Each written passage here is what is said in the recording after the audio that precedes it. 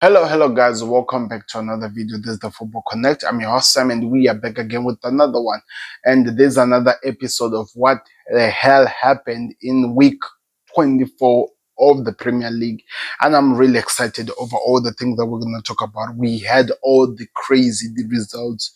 We had everything in this week. Literally everything. Some humiliating results, some jaw-dropping results, I should say that, and also some surprise results over what we were expecting and what we got. So we're going to be covering that on this week, and I hope you guys are excited. Don't forget to click the like button, and of course, it is February the 3rd or the 4th, which means we are done with the transfer window. We are done, and my team did nothing.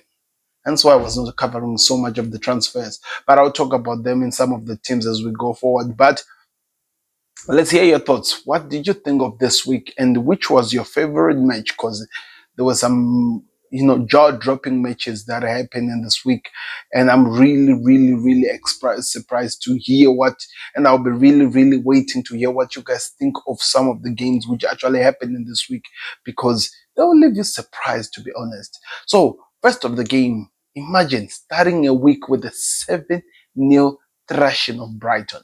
I'm not talking about the thrashing Southampton or what, but Brighton. Nottingham Forest made a statement. By the way, while I'm talking to you, by the way, Nottingham Forest are in Dubai enjoying some warm training and stuff like that, preparing for the second part of the Premier League. That tells you how serious they're taking the season. They are not number 3 by mistakes. They're actually there because they've earned the right to be there. They'll also have to play Arsenal, of course, and I think that will help them to actually create that opportunity. But they thrashed Brighton by 7 goals to 0. Literally 7 goals to 0. They are of course, their talisman Chris Wood scored a hat trick. And there's an interesting stat that I saw recently. I think it was yesterday or today, where I heard that he did not spend most of his time in Bournemouth, in the Brighton's 18 area, yet he scored a hat trick. Of course, the last one was a goal or was a penalty, but imagine not even wasting time in the box of the team and yet you're scoring a hat trick. This was a crazy week, to be honest. So, like I told you, there was a hat-trick 7-0 win over Brighton, and we saw some amazing things from this team. We saw how they can rise from occasion. Remember, the week before, they just been thrashed by 5 goals to 0 against Bournemouth. So coming from that Bournemouth result and going to beat Brighton by 7 goals to 0, that tells you the mentality of how this Nuno Espirito Santos team is really at. The way they have set up, the way they are performing, it's making them look like one of the best teams in the Premier League. They know how to take advantages of those teams that opens up the spaces and try to play on the high line. And that's exactly what Bournemouth have been working so hard to do. And I think they were really exposed. They did not expect the results to be this terrible, but it was. On the second game, which was played, of course, this was in the goal rush. Liverpool played against Bournemouth, and the team that had gone 11 games unbeaten, the team that was on form, the team that was one of the best in the league in terms of what people were talking about, looking at how they were performing in the games and how they were approaching the game. Well, Liverpool went to Bournemouth, and they beat them by 2 goals to 0. 2 goals to 0, and the Salah was the star of the show, scored all 2 goals. The first one was a penalty, the second one was an amazing goal that is scored from an assist from Curtis Jones. So the question that is raised from this one, which is really awkward and crazy, is, was that a penalty? Because of course, over the line, some people who feels like they can tell the referees, have power over the referees in matches, decided to make it a thing. They were so loud, these Arsenal fans, that they expected something. They thought that there was some cheats and stuff. There are even people who came out live on video and trying to say why it's not a penalty, which is crazy, especially knowing that somebody is running at that pace and somebody hits him at the back, we just touch him, take him out of balance while he was running. And hence why Cody Gakpo went down and the penalty was awarded. Then Salah scored the second goal. But the exciting part, and I think the exciting part about this week or about this game, is how Ryan Gravenberch left this game being being saluted, being actually given the respect he deserves, because he has now turned out to be one of the best, if not the best DM right now in the Premier League. And it's all about how he's playing. It's all about what he's doing. And it's amazing to see. And I'm just hoping, and this is just me hoping, that this continues, how he continues and how he's actually going to get better, because that's what we want to see from him. And of course, Alisson looking like he's back to his level best. He put up some crazy saves and made sure that this team remained ahead, especially when Liverpool still one goal ahead. Of course, sorry about that. Bournemouth created chances. Justin Clivett and some of the players, where they actually had some moments which they should have scored, but yet somehow they just do not go in. And also, we can talk about Liverpool's defense. It looks like they have found another lease of life. They are playing better. They are regaining their confidence. They believe that they are a good team, and I'm loving to see it. Everton destroyed Leicester City by 4 goals to 0. Was that surprisingly? A little bit, yes, especially after Leicester City coming from winning against Tottenham Hotspur the last week. But also, was it jaw dropping? Not really yet. We'll get to the jaw dropping part. But one thing that I can talk about, which is really important, is how Everton under Moyes look like a different team than they were under Dyche. It looks like they are actually offering the best of the lot.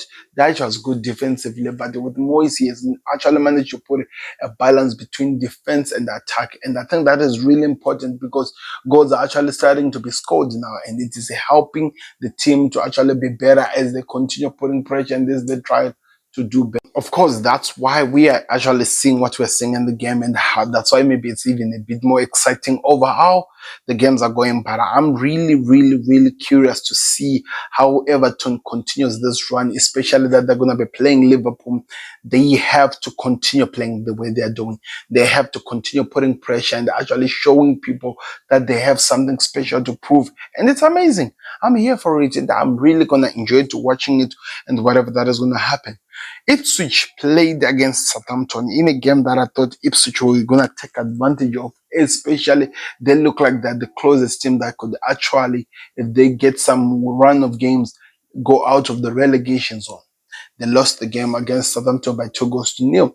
Maybe because maybe these two teams knows each other in the championship. Maybe that's the reason why this happened. I have no idea. That was a jaw-dropping situation, especially if you watched my prediction. I actually said I saw it was going to be an easy win for Ipswich. I thought that Southampton were not there, but yet I'm here, and Southampton have just gained momentum and they've just won points against some of the teams that they thought that, because most of us we thought that they were already out of the title race. They were already in the relegation battle, ready to go next year, and yet now they're starting to pick up points. So it might change the way we look at them. That's the funny part about football. But anyway, that it finished 2-1 to Southampton. Newcastle on another jaw-dropping result, beaten by Fulham by 2 goals to 1. Mind you, this team is playing against Arsenal on tomorrow, my time. Tomorrow they're playing against Arsenal, and yet it feels like they cannot find a way to win a game. And that's the crazy part. I thought, and maybe it's my fault for thinking. It's my fault for thinking. But I thought Newcastle were on a list of life. They looked like they were the it team. They looked ready. They were showing signs of actually going to run away with this league title. They had so much to prove. And now we are thinking, can they even survive what Arsenal will do to them? We do to them in the Europa League. No, not Europa, in the Carabao Cup League. That's a question that everyone is asking, and I cannot wait to see what happened. The game finished 2-1 to Southampton. Played so well. They were behind at some point, came back in the game, scored an equalizer, then actually won the game. Something that so many people need to take advantage of. Teams always have to fight to the very end, and that's the thing that we're not seeing from those ones. They're not doing the same thing. Wolves played against Aston Villa, another jaw-dropping result. I told you that there were so many jaw-dropping results that happened in this one. Wolves beat Aston Villa by 2 goals to 0. I did not react to this, even though I wanted to react to it. But the thing that was surprising is how, and this is really fun, how Wolves were in control over the game. It was how Wolves understood that their assignment, and they put pressure so well that they kept on causing chaos that the other teams could not respond to. And now it begs me to wonder, maybe that's why so many transfers were done in Aston Villa's part, just to try by means to keep up and be better at what they're offering, because what we have seen right now from them, it leaves more questions rather than answers, because they are not looking like the Aston Villa we had come to know, or which we've come accustomed to, that we understand that they will perform, they'll put some good performance and they will show us something. We do not see this in this game, and that's where the problem is. Anyway, we'll see how they recover from this, but Wolves have picked up more points than Aston Villa. We'll look at the table. Of course, I'll read it out to you and see how most of these results have affected the league in terms of how it looks like right now. So don't forget to click that like button, subscribe. And that's what concluded what happened on Saturday. Sunday was another different day because there were a few teams that had to play. In fact, there were 3 teams which were playing. Brentford were playing against Tottenham Hotspurs, and I think we need to actually take this into consideration. Tottenham Hotspurs won a Premier League for the first time since last year, which was 2024, in December, the 15th of December. And if you look at when they won the first Premier League, is the beginning of February, the 2nd of February. That's when they won their first Premier League games after going an entire month and a half. Maybe we're looking at that. The last game was on the 15th.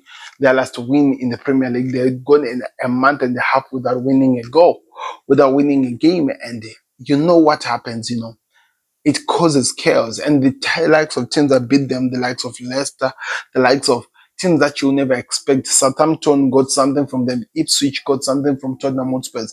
Some of the craziest teams actually left the games with something. And yet they had the audacity to go and beat Brentford. Of all the teams, Brentford, one of the teams that looks like they are really on form. It's crazy, people. Then Manchester United played against Crystal Palace, and I think we've always been seeing this from United. They have not looked good. They are not good. They just cause chaos, and they were destroyed. Comfortably destroyed. Mateta made a meek out of them. It was like him running the show. And it was exactly what happened. The game finished 2-0 to Crystal Palace at Old Trafford. And some people were making fun of that. Since we heard that Old Trafford is experiencing a rat problem, United have not been able to give them a masterclass performance at their own home ground, which I'm not going to get involved in that. But that's how the game finished on. Like, United lost by 2 goals to 0 against Crystal Palace. Then Arsenal played against Manchester City. And this, for me, it's a jaw-dropping result. The reason why it's a jaw-dropping result is because I'm not looking at what City are looking like right now. I'm looking at what they have been. I'm looking at how this team has been a superpower, a force to be reckoned with in all the things that they've done, and the fact that they came and they played against us now, and us now destroyed them. Of course, this was a Haaland and the stay humble type of a fixture. Of course, we understand what led to that and how these things were going to step up and shape up. And it left us just all confused and with so many questions rather than answers over where City stands. Are they better or are they worse? Do they just look better because they'll be playing with teams that are not really up there when it comes to confidence, that are not really performing well? Or maybe, just maybe, City are just on a terrible moment, and if they get a team that is very decent at what they do, they will destroy them. Because I cannot wait to see what happens there. But I want to hear your thoughts in the comment section. The game finished by 5 goals to 0, 5 goals to 1. And of course, we're going to look at the goal scorers, the likes of Kai Havertz missing a clear chance and not scoring, Martin Odegaard scoring his first goal and against Man City, as well as the likes of Voineri, Matt Van Kelly. You can go check it out. It's there on the Football Connect. I did a full analysis of that. But the thing that I'm going to talk about, and I feel like it's really important that I just have to highlight to people, and this is how good Declan Rice is. Somehow this guy is playing as the number 8, but yet he makes sure that each and every squad which goes out of him, he makes sure that it offers something in return. Looking at how looking at how his team is like, they've lost so many players. Saliba at some point was not in there, but yet Declan Rice remained as the guy that keeps everything together, especially defensively. So it makes it a bit more interesting, if you understand what I mean. But the game finished by 5-1, and I just thought maybe I needed to say something about Declan Rice. And of course, lastly but not least, Chelsea versus the Hammers, the latest game which was played yesterday. The game finished 2 goals to Chelsea. Cole Palmer scored a goal, which were, of course, had a deflection on Wan-Bissaka, and it went in the back of the net. And also, we also have to remember the goal which was scored as well by who was that by what's his name, number 7, Paul, is it, what's his name, João Pedro, is that, yeah, I think that's João Pedro. He tried to cross it. Bournemouth defended and he finished the chance. I felt like maybe it could have been an offside, but we saw the lines. They tried to make it free and fair and stuff like that. But yeah, it was a good game. It finished 2-1 Chelsea. And by the way, an amazing goal which was scored by the Hammers. And the one thing that I need to tell you people, if you thought the Hammers were dead, they are showing signs of rising back. And that's really important in football. You need to find something that you can hold on to, that people can believe that you can do. And that's exactly what the Hammers are doing. I want to hear your thoughts in the comment section. What did you think of this week? It was a crazy week, like I told you, a crazy week. But that's what happened in the Premier League. Before I go, like I promised, I said I would tell you what's happening in the league. So in terms of points wise, Liverpool are still on 56 points ahead. Arsenal 50 points, 6 points behind Liverpool. Nottingham Forest, they are 47 points, 9 points behind Liverpool. Then Chelsea are 43, Man City 41, Newcastle 41, Bournemouth 40 points on number 7. Number 8 is 37 points from Aston Villa. Then we have 36 from Fulham. Then we have Brighton with 34. Then we have Brentford with 31. Then we have Crystal Palace with 30. United with 29. Spurs with 27. West Ham with 27. Everton with 26. Wolves with 19. Then Leicester City with 17. Then the last one are Ipswich 16. Then lastly is Southampton. How do they recover from that? And you will never know, but that's how the league looks like. The relegation point, Southampton are still lower, but they've gained some points. Then, of course, we see the movement between Everton and Wolves. It was crazy, but on top of that, can't wait to see what happens next. Don't forget to click the like button. Remember, the Merseyside Derby will be played next week in the Premier League, but this week we are going to the Carabao Cup. I'll talk about that later on today. You know, as you can see, I look so tired. Let me just try to get freshened up, then we'll talk about it. Don't forget to click the like button, subscribe to the Connect, and this is the hell that happened in this week of the Premier League. I'm out. Peace. Subscribe to the Connect.